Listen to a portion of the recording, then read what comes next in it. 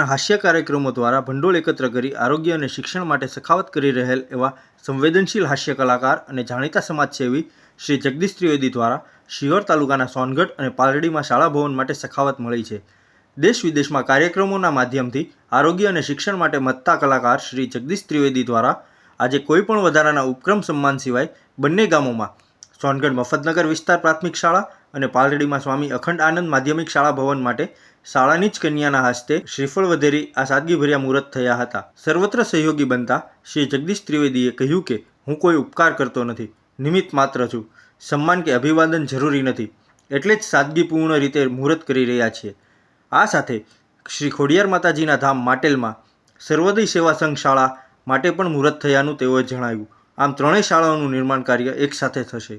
આ બંને શાળાના પ્રસંગે શિક્ષણ વિભાગના નિવૃત્ત અધિકારી શ્રી રમેશભાઈ ઉપાધ્યાય, શિહોર તાલુકાના પ્રાથમિક શિક્ષણાધિકારી શ્રી અજયભાઈ જોશી, કેળવણી નિરીક્ષક શ્રી મનહરભાઈ ઉલવા, કલાકાર શ્રી ધરમભાઈ વાકાણી, અગ્રણી શ્રી અજયભાઈ શુકલ, ગામના પંચાયત અગ્રણીઓ, કાર્યકર્તાઓ અને શિક્ષકો તથા વિદ્યાર્થીઓ દ્વારા આ નિર્માણ સંદર્ભે રાજીપો વ્યક્ત કરવામાં આવ્યો હતો।